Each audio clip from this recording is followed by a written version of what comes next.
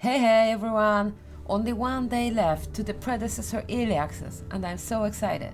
This is why I want to share this short footage of my gameplay to you, along with a couple of things you can expect on this Thursday.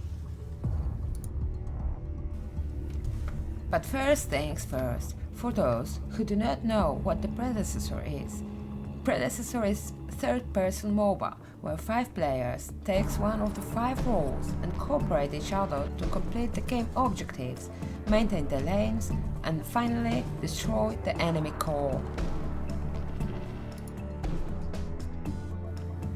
Okay, but what new do we get during this early access? At the day 1 we get 20 heroes, 18 of them we already saw during the last stress test earlier this year, and 2 new are coming this time. The most recent are Crunch and Decker. You may probably saw the trailers already, but let's have a quick look on their skits here.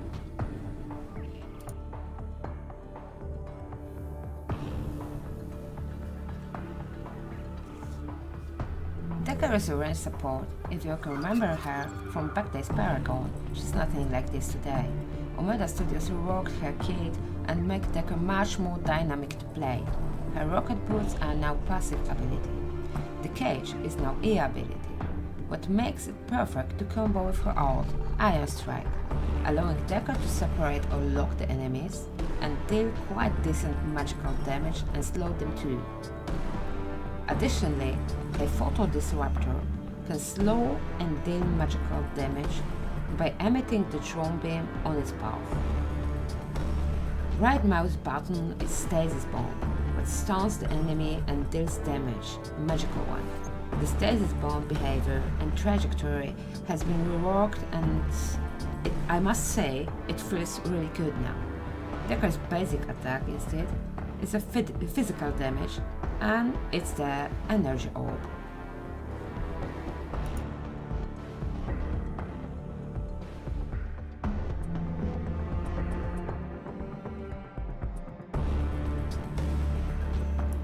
Crunch is a melee hero also known from Paragon, but again we meet him reworked in Predecessor. Crunch needs to punch, so his basic attack is physical damage. His passive is also quite interesting. After casting an ability, his next attack is being amplified to deal bonus magical damage and reduce the cooldown. It's called Cross Crunch. His next ability is Forward Crunch, so he can dash forward and deal physical damage to the enemy, also stunning the target. Left Crunch ability allows Crunch to deal the physical damage to the first enemy and 80% of the damage to the next one, depending of the ability level, is getting empowered to 100% true damage to subsequent targets. Red Crunch. Crunch jobs dealing the physical damage to all nearby enemies and slowing them. Finally, the ultimate, Recrunch, allows Crunch to reply the last ability he used. Additionally, every third basic attack or ability heals Crunch, and every third ability will be empowered if used within 10 seconds.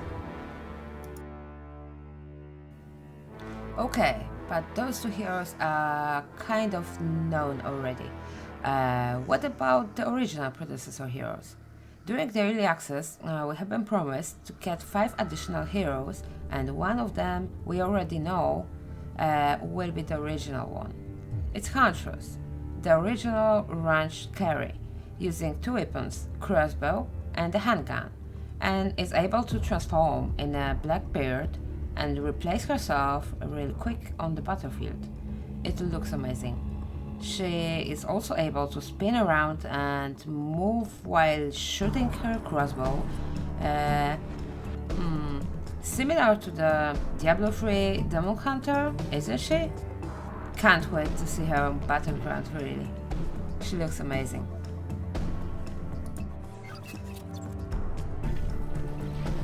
A Except heroes in Predecessor, you will find the crests, special active passive items, what you can choose on the beginning of each game, so they can boost you, gives you an additional powerful ability when evolved, and finally determine or empower your playstyle. There's 8 crests in the game. You have multiple selections for each role.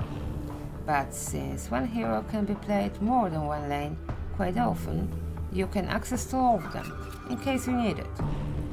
When you complete the Crest first objective, it will automatically evolve to its second hero. When the next goal is achieved, you will be able to pick one of 3 varied flavors when get back to the base. Since it's usually happen in the mid-game, you already know how the game looks like, and it allows you to adapt to the situation in-game. But decision is always yours.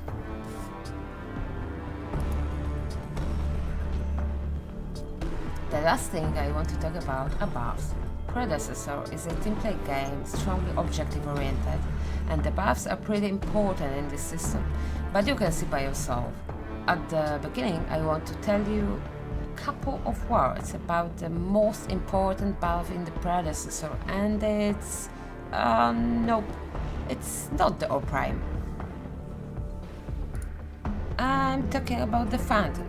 So very shortly, Phantom is a very powerful jungle creature. Your team really want to defeat every time it spawns, and you want to secure it and don't allow the enemies to take it. Why? Every next Phantom, your team gains the permanent boost, starting from the exceeding the jungle and river buffs lasts. The second Phantom gives your team 6% physical and magical power and physical and magical armor. Next 12%, 18%, up to 30% from the 7th Phantom. So yeah, it's worth of your effort.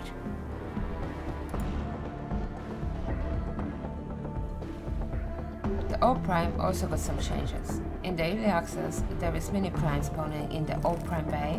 You can literally see it's a little clone of a big orb. The difference is only one person gets the buff, so bid it wisely. O Prime grants your team temporary bonus to the damage, 20%, mana regen and health regen while out of combat, plus your minions gain buff aura. In the jungle, there are 2 more creatures, which are the most interesting for the junglers. Red, jungle buff, temporary boosts your basic attacks, gives you damage over time bonus and slow on basic attack hit.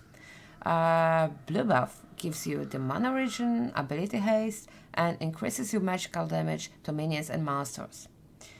The river buffs you can meet in 3 different flavors. Grey, movement speed and mana regen, pink, magical damage and mana regen, and orange, attack speed plus mana regen. Use it wisely. Except jungle, we can find 2 additional side buffs. One resides in his bay, aside the dual lane, and it's gold buff. It grants 100 gold initially and 8 additional per every minute it lasts, up to 220 gold total.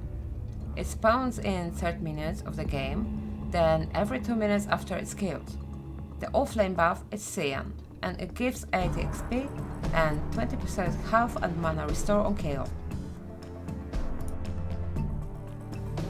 And yeah, there's one small thing could be worth to mention here. Because it may differ in other MOBAs, and not all of you must know this. So I'm talking here something about offlane, something about dual lane, and one could ask if it's left, if it's right. Well, no. The answer is the dual lane always will be on the same side where Phantom is. So you can indicate it by the marker in the jungle, the yellow one, or you can see the side buffs, and there is the gold buff. So this will be the dual lane, and The carry, so ADC, plus its support always should cover this lane. The offlane is the opposite side, with the Or Prime, which is the purple dot in a jungle, or the side buff, Cyanide. You can see it, it's easy. That's basically it. This video is a bit too long already, so I hope to see you guys on the battleground, and I wish you GG's. Oh, one last word. Don't forget to check the practice range. Many of you complained it was missing on the previous test. Well, now you get this. See you on Thursday, December 1st.